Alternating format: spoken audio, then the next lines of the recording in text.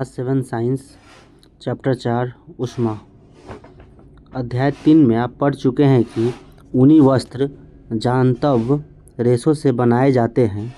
आप यह भी जानते हैं कि सूती वस्त्र पादप रेशों से बनाए जाते हैं। हम शीतकाल में ऊनी वस्त्र पहनते हैं जो हमें गर्म रखते हैं। जब मौसम गर्म होता है तब हम हल्के रंग के सूती वस्त्र पहनना पसंद करते हैं। यह हमें ठंडक का अनुभव कराते हैं।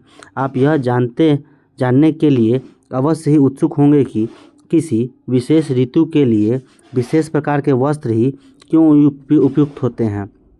शीतकाल में आप घर के अंदर ठंड का अनुभव करते हैं। यदि आप बाहर धूप में आ जाए तो गर्मी का अनुभव करते हैं। ग्रीष्मकाल में तो आप घर के अंदर भी गर्मी का अनुभव करते हैं। हम यह कैसे जान पाते हैं कि कोई वस्तु गर्म है अथवा ठंडी? हम कैसे पता लगाते हैं कि कोई वस्तु कितनी गर्म अथवा कितनी ठंडी है? इस अध्याय में हम इसी प्रकार के कुछ प्रश्नों का उत्तर जानने का प्रयास करेंगे। गर्म तथा ठंडा। आपने अपने दैनिक जीवन में हम अनेक वस्तुओं के संपर्क में आते हैं। इनमें से कुछ गर्म है और कुछ ठंडी। चाय गर्म तथा बर्फ़ ठंडी होती है। सारणी 4.1 में सामान्य उपयोगी वस्तुओं की सूची दी गई है। इस सूची में कुछ और नाम जोड़िए। इन वस्तुओं को गर्म या ठंडी के रूप में चिन्हित कीजिए। हम देखते हैं कि कुछ वस्तुएं ठंडी है जबकि कुछ गर्म है। आप यह भी जानते हैं कि कुछ वस्तुएं दूसरी वस्तुओं की अपेक्षा अधिक गर्म होती है जबकि कुछ वस्तुएं दूसरों की अपेक्षा अधिक ठंडी होती है। हम कैसे ज्ञात करते हैं कि कोई वस्तु दूसरी वस्तु की अपेक्षा अधिक गर्म है? प्रायः हम इसका पता वस्तुओं को स्पर्श करके लगाते हैं। परंतु क्या हमारी स्पर्श इंद्रियां विश्वसनीय हैं? आइए ज्ञात करें। आपको परामर्श दिया जाता है कि बहुत अधिक गर्म वस्तुओं को न छुएं। मोमबत्ती की ज्वाला अथवा स्टोव छूते समय सतर्क रहें। गर्म तथा ठंडी वस्तुएं। वस्तु का नाम है आइसक्रीम, चाय के प्याले में रखी चम्मच, फलों का रस, तलने के लिए उपयुक्त किसी बर्तन की हथी। क्रियाकलाप है यहाँ पे 4.1 में। 3 पात्रों में पानी के ताप का अनुभव करना। 3 पात्र अथवा बर्तन लीजिए। इस पर ए, बी तथा सी नामांकित कीजिए। पात्र ए में ठंडा पानी तथा पात्र बी में गर्म पानी लीजिए। कुछ ठंडा और कुछ गर्म पानी मिलाकर पात्र सी में डालिए। अब अपने वाम हाथ को पात्र ए में तथा दाहिने हाथ को पात्र बी में डालिए। दोनों हाथ को 2 से 3 मिनट तक पानी में डूबे रहने दीजिए। अब दोनों हाथों को एक साथ पात्र सी में डुबोकर क्या दोनों हाथों को एक जैसा अनुभव होता है? सुनिश्चित कीजिए कि पानी इतनी गर्म न हो कि आपका हाथ जल जाए। बूझो कहता है मेरा बायां हाथ कहता है कि मग सी में पानी गर्म है तथा दाहिना हाथ उसी पानी को ठंडा बताता है। मैं क्या निष्कर्ष निकालूं?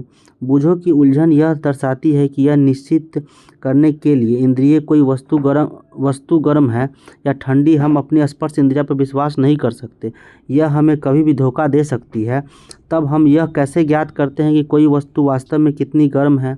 किसी वस्तु की उष्णता गर्मी की विश्वसनीय माप उसके ताप से की जाती है। ताप मापने के लिए उपयोग की जाने वाली युक्ति को ताप माप यानी थर्मामीटर कहते हैं। ताप मापन। क्या आपने कोई तापमापी देखा है? याद कीजिए कि जब कभी आपको या आपके परिवार में किसी को बुखार चढ़ा था तो टेम्परेचर को थर्मामीटर तापमापी से मापा गया था। जिस तापमापी से हम अपने शरीर के ताप को मापते हैं उसे डॉक्टरी थर्मामीटर कहते हैं। किसी थर्मामीटर को अपने हाथ में पकड़िए तथा इसका ध्यानपूर्वक परीक्षण कीजिए। यदि आपके पास थर्मामीटर नहीं है तो अपने मित्र के साथ सम्मिलित हो जाइए। डॉक्टरी थर्मामीटर चित्र 4.2 में दर्शाए गए अनुसार दिखाई देता है। यह है डॉक्टरी थर्मामीटर का चित्र। डॉक्टरी थर्मामीटर में एक लंबी बारीक तथा एक सामान्य व्यास की कांच की नली होती है। इसके एक सिरे पर एक बल्ब होता है। बल्ब में पारा भरा होता है। बल्ब के बाहर नली में पारे की एक पतली चमकीली धारी देखी जा सकती है। यदि पारे की यह धारी आपको दिखाई न दे तो थर्मामीटर को थोड़ा सा घुमाइए जब तक कि आपको उसमें धारी दिखाई न देने लगे। थर्मामीटर पर आपको ताप मापने का एक मापक्रम स्केल भी दिखाई देगा। उपयोग किए जाने वाला यह मापक्रम सेल्सियस स्केल है जिसे 0 डिग्री सेल्सियस दर्शाते हैं।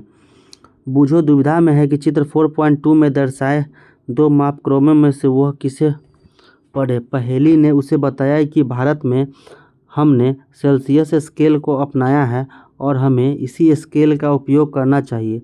दूसरा मापक्रम फ़ारेनहाइट स्केल है जिसका परिसर 94 से 108 डिग्री तक है। इसे पहले प्रयोग किया जाता था। डॉक्टरी थर्मामीटर से हम 35 डिग्री सेल्सियस से 42 डिग्री सेल्सियस तक के ताप भी माप सकते हैं। थर्मामीटर से ताप मापना। आइए यह सीखें कि थर्मामीटर को कैसे पढ़ा जाता है। सबसे पहले इसके किन्हीं दो क्रमागत एक के बाद एक बड़े चिन्हों द्वारा निरूपित ताप के अंतर को नोट कीजिए। इन दोनों चिन्हों के बीच भागों की संख्या छोटे चिन्हों द्वारा दर्शाए गए हैं को नोट कीजिए। मान लीजिए दो बड़े चिन्हों के बीच 1 डिग्री का अंतर है तथा इन चिन्हों के बीच 5 भाग है। तब एक छोटे भाग का मान 1/5 डिग्री सेल्सियस अर्थात 0.2 डिग्री सेल्सियस होगा। उपयोग करने के पहले थर्मामीटर को अच्छी प्रकार धो लीजिए। धोने के लिए किसी पूर्तिरोधी रोगाणुरोधक घोल का उपयोग करना सुनिश्चित कर रहता है। अब इसे अपने हाथों में कसकर पकड़िए और कुछ झटके दीजिए। झटके देने से पारे का तल नीचे आ जाएगा। सुनिश्चित कीजिए कि यह 35 डिग्री सेल्सियस से नीचे आ गया है। अब थर्मामीटर के बल्ब को अपनी जीभ के नीचे रखिए। 1 मिनट के पश्चात थर्मामीटर को बाहर निकालिए और उसका पाठ्यांक नोट कीजिए। यह आपके शरीर का ताप है। ताप को सदैव इसके मात्रक डिग्री सेल्सियस के साथ व्यक्त करना चाहिए। आपने अपने शरीर का ताप कितना नोट किया? मानव शरीर का सामान्य ताप 37 डिग्री सेल्सियस है। ध्यान दीजिए कि ताप को इसके मात्रक के साथ व्यक्त किया गया है। पहेली ने अपने शरीर का ताप मापा। वह चिंतित हो गई क्योंकि यह ठीक 37 डिग्री सेल्सियस नहीं था। आइए पहेली को विश्वास दिलाए कि उसके साथ कोई समस्या नहीं है। डॉक्टरी थर्मामीटर की सहायता से अपने कुछ मित्रों कम से कम 10 के शरीर का ताप मापिए। अपने प्रेक्षण को सारणी 4.2 में अंकित कीजिए। ऊष्मा। डॉक्टरी थर्मामीटर का उपयोग के लिए आवश्यक सावधानियां दी गई हुई हैं। थर्मामीटर का उपयोग से पहले और उपयोग के पश्चात धोना चाहिए। धोने के लिए किसी पूर्तिरोधी यानी एंटीसेप्टिक घोल का उपयोग अच्छा रहता है। सुनिश्चित कीजिए कि उपयोग से पहले पारे का तल 35 डिग्री सेल्सियस से नीचे हो। थर्मामीटर को पढ़ते समय पारे का तल दृष्टि रेखा की सीध में होना चाहिए। थर्मामीटर का सावधानीपूर्वक उपयोग कीजिए। किसी कठोर वस्तु से टकराने पर यह टूट सकता है। थर्मामीटर का उपयोग करते समय इसे बल्ब से नहीं पकड़ना चाहिए। डॉक्टरी थर्मामीटर को पढ़ने की सही विधि। कुछ विद्यार्थी के शरीर का तापमान, यहाँ पर नाम लिखना है, उसका टेम्परेचर। क्या प्रत्येक विद्यार्थी के शरीर का तापमान 37 डिग्री सेल्सियस है? यह आवश्यक नहीं कि प्रत्येक व्यक्ति का सामान्य ताप 37 डिग्री सेल्सियस हो। यह कुछ अधिक अथवा कुछ कम हो सकता है। वास्तव में जिसे हम सामान्य ताप नॉर्मल टेम्परेचर कहते हैं वह स्वस्थ व्यक्तियों के विशाल समूह के शरीर का औसत ताप है। बूझो के मस्तिष्क में एक नटखट विचार आया। वह डॉक्टरी थर्मामीटर से गर्म दूध का ताप मापना चाहता था। पहेली ने उसे ऐसा करने से रोक दिया। चेतावनी। डॉक्टरी थर्मामीटर का उपयोग मानव शरीर का ताप मापने को छोड़कर किसी अन्य वस्तु का ताप मापने के लिए कभी मत कीजिए। थर्मामीटर को धूप तथा आग के पास रखने से बचिए। ऐसा करने से यह टूट सकता है। डॉक्टरी थर्मामीटर को केवल मानव शरीर का ताप मापने के लिए ही डिजाइन किया गया है। मानव शरीर का ताप सामान्यतः 35 डिग्री से कम 35 डिग्री सेल्सियस से कम तथा 42 डिग्री सेल्सियस से अधिक नहीं होता। यही कारण है कि इस थर्मामीटर का परिसर 35 डिग्री सेल्सियस से 42 डिग्री सेल्सियस है। प्रयोगशाला तापमापी। हम अन्य वस्तुओं के ताप कैसे मापते हैं, इसके लिए अन्य तापमापी काम में लाते हैं। ऐसे ही एक तापमापी प्रयोगशाला तापमापी है। आपके अध्यापक इस तापमापी को आपको दिखाएंगे। इसे ध्यान से देखिए तथा इससे मापे जा सकने वाले अधिकतम तथा न्यूनतम ताप को नोट कीजिए। प्रयोगशाला तापमापी का परिसर प्रायः 10 डिग्री सेल्सियस से 110 डिग्री सेल्सियस होता है, जैसे आपने डॉक्टरी थर्मामीटर में किया था। ठीक उसी प्रकार इस तापमापी के भी किसी सबसे छोटे भाग द्वारा दर्शाए जाने वाले ताप का मान ज्ञात कीजिए। तापमापी द्वारा दर्शाए गए ताप को ठीक ठीक पढ़ने के लिए आपको ताप के इस मान की आवश्यकता होगी। विभिन्न प्रयोजनों के लिए विभिन्न प्रकार के तापमापी उपयोग किए जाते हैं। मौसम की रिपोर्ट में दिए गए अधिकतम तथा न्यूनतम तापों की जानकारी देने के लिए अधिकतम न्यूनतम तापमापी का उपयोग किया जाता है। आइए अब हम देखें कि इस तापमापी का उपयोग कैसे किया जाता है। प्रयोगशाला तापमापी द्वारा जल का ताप मापना। किसी बीकर अथवा मग में नल का थोड़ा सा जल लीजिए। नल से तापमापी को जल में इस प्रकार डुबोइए कि उसका बल्ब तो जल में डूबा रहे, लेकिन वह बर्तन की तली अथवा दीवारों को स्पर्श न करे। तापमापी को जल में ऊर्ध्वाधर रखते हुए इसमें पारे के तल की गति को देखिए। तब तक प्रतीक्षा कीजिए जब तक कि नली में पारे का तल स्थिर न हो जाए। तापमापी का पाठ्यांक नोट कीजिए। यह इस समय जल का ताप है। कक्षा में विभिन्न विद्यार्थियों द्वारा मापे गए जल के ताप की तुलना कीजिए। क्या इन मापों में कुछ विभिन्नताएं हैं? संभव कारणों पर चर्चा कीजिए। प्रयोगशाला तापमापी। प्रयोगशाला तापमापी का उपयोग करते समय डॉक्टरी थर्मामीटर का पाठ्यांक लेते समय बरती जाने वाली सभी सावधानियों के अतिरिक्त निम्नलिखित सावधानी भी बरतनी जानी चाहिए। तापमापी को ऊर्ध्वाधर रखना चाहिए, तिरछा नहीं, तथा तापमापी का बल्ब चारों ओर से उस पदार्थ से घिरा होना चाहिए जिसका ताप मापना है। बल्ब बर्तन की दीवारों से नहीं छूटना चाहिए। बूझों को अब समझ में आ गया है कि उच्च तापों को मापने के लिए डॉक्टरी थर्मामीटर का उपयोग क्यों नहीं करना चाहिए, लेकिन वह अब भी उलझन में है कि क्या प्रयोगशाला तापमापी द्वारा उसके शरीर का ताप मापा जा सकता है। आइए इस प्रश्न का उत्तर खोजने का प्रयत्न करें। किसी बीकर या मग में थोड़ा सा गर्म जल लीजिए। तापमापी के बल्ब को जल में डुबोइए। पारे के तल के स्थिर होने तक प्रतीक्षा कीजिए। जब पारे का तल स्थिर हो जाए तो नोट कीजिए। अब तापमापी को जल से बाहर निकालिए। ध्यानपूर्वक देखिए कि अब क्या होता है। क्या आप देखते हैं कि जैसे ही तापमापी को जल से बाहर निकालते हैं, पारे का तल गिरने लगता है। इसका अर्थ है कि किसी प्रयोगशाला तापमापी द्वारा ताप का पाठ्यांक तभी नोट करना चाहिए जब उसका बल्ब जल या उस वस्तु में रखा है जिसका ताप मापना है। स्मरण कीजिए कि आपके शरीर का ताप मापते समय आपको पाठ्यांक नोट करने के लिए थर्मामीटर को मुंह से बाहर निकालना पड़ता है। क्या तब आप प्रयोगशाला तापमापी को अपने शरीर का ताप मापने के लिए उपयोग कर सकते हैं? स्पष्ट है कि प्रयोगशाला तापमापी का उपयोग इस प्रयोजन के लिए सुविधाजनक नहीं है। डॉक्टरी थर्मामीटर को मुंह से बाहर निकाल लेने पर पारे का तल नीचे या ऊपर क्यों नहीं जाता? किसी डॉक्टरी थर्मामीटर का फिर से परीक्षण कीजिए। क्या आप बल्ब के पास कोई विभंग किंक देखते हैं? डॉक्टरी थर्मामीटर के एक विभंग होता है। विभंग का क्या लाभ है? क्या पारे के तल को अपने आप नीचे गिरने से रोकता है? बूझो यह जानने के लिए उत्सुक है कि जब तापमापी का बल्ब किसी वस्तु के संपर्क में आता है तो पारे के तल में परिवर्तन क्यों होता है? तापमापी में पारे का प्रयोग के विषय में अनेक चिंताएं हैं। पारा एक विषाक्त पदार्थ है और यदि तापमापी टूट जाए तो इसका निपटान अत्यंत कठिन है। आजकल अंकीय तापमापी डिजिटल थर्मामीटर उपलब्ध है जिसमें पारे का उपयोग नहीं होता है। ऊष्मा का स्थानांतरण। संभवतः आपने देखा होगा कि जब किसी बर्तन को ज्वाला पर रखते हैं तो वह तप्त हो जाता है। इसका कारण है कि ऊष्मा ज्वाला से बर्तन की ओर चली जाती है। जब बर्तन को ज्वाला से हटा लेते हैं तो यह धीरे धीरे ठंडा हो जाता है। यह ठंडा क्यों हो जाता है? ऊष्मा बर्तन से परिवेश की ओर स्थानांतरित हो जाती है। इस प्रकार आप समझ सकते हैं कि दोनों स्थितियों में ऊष्मा गर्म वस्तु से ठंडी वस्तु की ओर प्रवाहित होती है। वास्तव में ऊष्मा सदैव गर्म वस्तु से अपेक्षाकृत ठंडी वस्तु की ओर प्रवाहित होती है। पहेली जानना चाहती है क्या इसका अर्थ यह है कि यदि दो वस्तुएं का ताप समान हो तो ऊष्मा स्थानांतरित नहीं होगी? ऊष्मा किस प्रकार स्थानांतरित होती है? आइए इसकी खोज करें।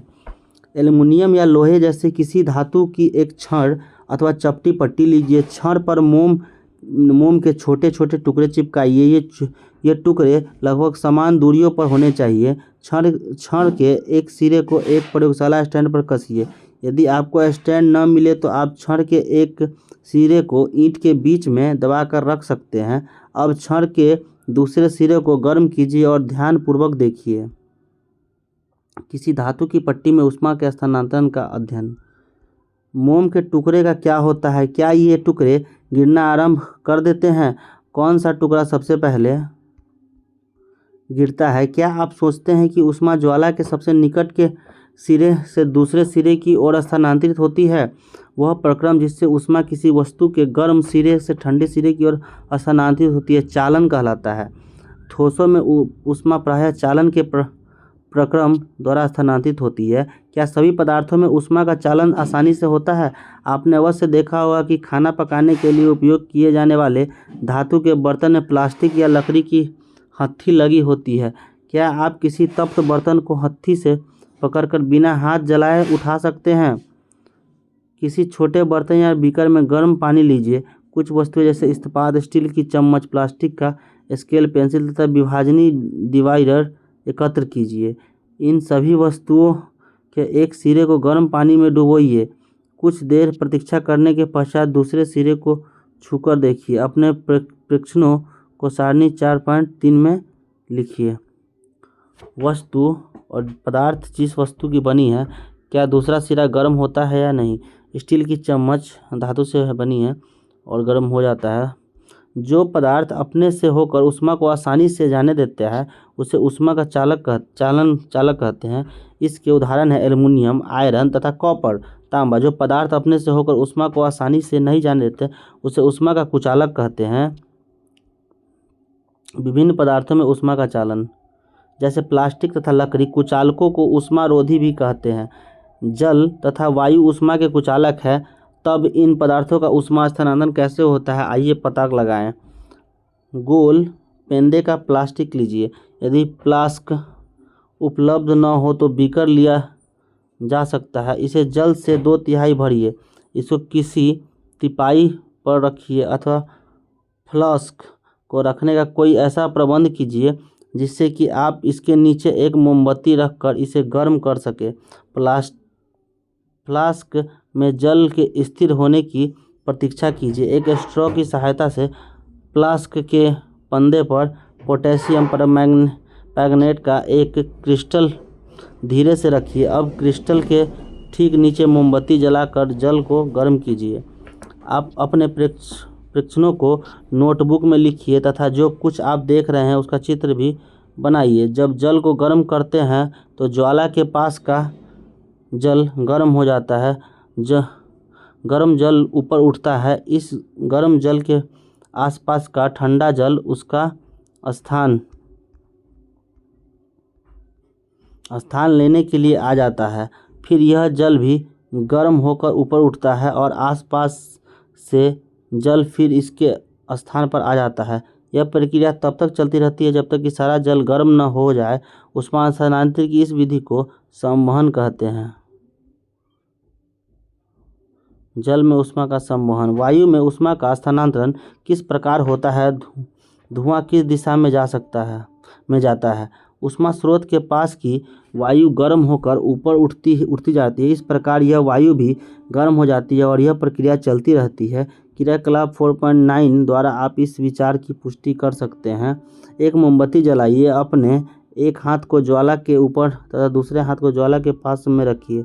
क्या आपके दोनों हाथ समान गर्मी का अनुभव करते हैं? यदि नहीं तो कौन सा हाथ अधिक गर्म अनुभव करता है? ऐसा क्यों? वायु में ऊष्मा का स्थानांतरण संवहन द्वारा होता है। सावधान, अपने हाथों को ज्वाला से सुरक्षित दूरी पर ही रखिए जिससे वे जले नहीं। ध्यान दीजिए, ऊपर की ओर की वायु संवहन द्वारा गर्म होती है, इसलिए ज्वाला के ऊपर का हाथ गर्मी समुद्री समीर, ठंडा गर्म समुद्री समीर तथा थल समीर अनुभव करता है। तथापि पार्श्व की वायु संवहन द्वारा गर्म नहीं हो पाती, इसलिए यह वायु लौह के ऊपर की वायु जैसी गर्म नहीं लगती। तटीय क्षेत्रों में रहने वाले लोग एक मनोरंजन परिघटना का अनुभव करते हैं। दिन के समय स्थल धरती या थल जल की अपेक्षा शीघ्र गर्म होती है। स्थल के ऊपर की वायु गर्म होकर ऊपर उठती है। इसका स्थान लेने के लिए समुद्र की ओर से ठंडी वायु स्थल की ओर बहती है। चक्र को पूरा करने के लिए स्थल की ओर से गर्म वायु समुद्र की ओर बह जाती है। समुद्र की ओर से आने वाली वायु को समुद्री समीर कहते हैं। समुद्री समीर को ठंडी वायु का लाभ उठाने के लिए तटीय क्षेत्रों के लिए भवनों में खिड़कियां समुद्र की ओर बनाई जाती है। रात्रि में यह प्रक्रम ठीक विपरीत हो जाता है। समुद्र का जल स्थल की अपेक्षा धीमी गति से ठंडा होता है, इसलिए स्थल की ओर से ठंडी वायु समुद्र की ओर बहती है। थल समीर, यह थल समीर कहलाती है। चित्र 4.11 इस परिघटना को दर्शाता है। जब हम धूप में खड़े होते हैं तो हम गर्माहट अनुभव करते हैं। सूर्य से हम तक ऊष्मा कैसे पहुंचती है? यह चालन अथवा सम्मोहन द्वारा हम तक नहीं पहुंच सकती, क्योंकि इन दोनों प्रक्रमों में ऊष्मा स्थानांतरण के लिए माध्यम आवश्यक है। चूँकि पृथ्वी तथा सूर्य के बीच के अधिकांश स्थान में कोई माध्यम में जैसे वायु नहीं है तथा सूर्य से हम तक ऊष्मा एक अन्य प्रक्रम द्वारा आती है जिसे विकिरण कहते हैं। विकिरण द्वारा ऊष्मा के स्थानांतरण में किसी माध्यम जैसे वायु अथवा जल की आवश्यकता नहीं होती, माध्यम विद्यमान हो या न हो। विकिरण द्वारा ऊष्मा का स्थानांतरण हो सकता है। जब हम किसी तापक यानी हीटर के समान बैठते हैं तो हमें इसी प्रक्रम द्वारा ऊष्मा प्राप्त होती है। ज्वाला से हटाकर रखा कोई गर्म बर्तन ठंडा होते समय अपनी कुछ ऊष्मा को विकिरण द्वारा ही परिवेश को स्थानांतरित करता है। हमारा शरीर विकिरण द्वारा ही परिवेश को ऊष्मा देता है तथा उससे ऊष्मा ग्रहण करता है। सभी गर्म पिंड विकिरणों के रूप में ऊष्मा विकिरित करते हैं। जब ये ऊष्मा विकिरण किसी अन्य वस्तु से टकराते हैं तो इसका कुछ भाग परिवर्तित हो जाता है, कुछ भाग अवशोषित हो जाता है तथा कुछ भाग परागत हो सकता है। ऊष्मा के अवशोषित भाग के कारण वस्तु का ताप बढ़ जाता है। धूप में बाहर जाते समय आपको छाते का उपयोग करने का परामर्श क्यों दिया जाता है? सर्दियों तथा गर्मियों में हमारे पहनने के वस्त्रों के प्रकार। आप जानते हैं कि गर्मियों में हम हल्के रंग के वस्त्रों को वरीयता देते हैं तथा सर्दियों में हम गहरे रंग के कपड़े पहनना पसंद करते हैं। ऐसा क्यों? आइए इसका पता लगाएं। टीन के एक जैसे दो डिब्बे लीजिए। इसमें से एक के बाहरी पृष्ठ को काला तथा दूसरे के बाहरी पृष्ठ को सफ़ेद पेंट कीजिए। दोनों डिब्बों में बराबर मात्रा में जल भरिए तथा उसे दोपहर के समय लगभग 1 घंटे के लिए धूप में रख दीजिए। दोनों डिब्बों में भरे जल के ताप मापिए। क्या आप दोनों के ताप में कुछ अंतर पाते हैं? किस डिब्बे में काले तथा सफ़ेद में पृष्ठ के 2 बर्तन? इस डिब्बे में जल अधिक गर्म है। केवल जल को छूकर भी आप दोनों के ताप में अंतर अनुभव कर सकते हैं। क्रियाकलाप 4.10 में उपलब्ध किए गए दोनों डिब्बे लीजिए। इन दोनों में से समान मात्रा में से समान ताप लगभग 60 डिग्री सेल्सियस का गर्म जल भरिए। दोनों डिब्बों को किसी कमरे के अथवा छाया में रखिए। 10 से 15 मिनट के पश्चात प्रत्येक डिब्बों में जल का ताप ज्ञात कीजिए। क्या दोनों डिब्बों में जल का ताप सामान्य दर से कम हुआ है? क्या इन क्रियाकलापों से आप यह निष्कर्ष निकाल सकते हैं कि गर्मियों में सफ़ेद या हल्के रंग के वस्त्र तथा सर्दियों में गहरे रंग के वस्त्र पहनना अधिक आरामदायक क्यों प्रतीत होता है? गहरे रंग के पृष्ठ अपेक्षाकृत अधिक ऊष्मा अवशोषित करते हैं, इसलिए सर्दियों में गहरे रंग के वस्त्र पहनना हमें सुखद लगता है। हल्के रंग के कपड़े ऊष्मीय विकिरण के अधिकांश भाग को परिवर्तित कर देते हैं, इसलिए गर्मियों में हमें हल्के रंग के वस्त्र अधिक आरामदेह लगते हैं। सर्दियों में ऊनी वस्त्र हमें उष्ण बनाए रखते हैं। सर्दियों में ऊनी वस्त्र पहनते हैं ऊनी उष्मारोधी है। इसके अतिरिक्त ऊन के रेशों के बीच में वायु फंसी ट्रैप रहती है। यह वायु हमारे शरीर की उष्मा को ठंडे परिवेश की ओर विकिरित होने से रोकती है, अतः हमें उष्णता का अनुभव होता है। मान लीजिए सर्दियों में आपको एक मोटे कंबल अथवा एक के ऊपर एक जुड़े 2 पतले कंबलों में से किसी एक का उपयोग करने की छूट है, तो आप इसमें से किसे चुनेंगे? याद रखिए 2 कंबलों के बीच में वायु की एक परत विद्यमान है।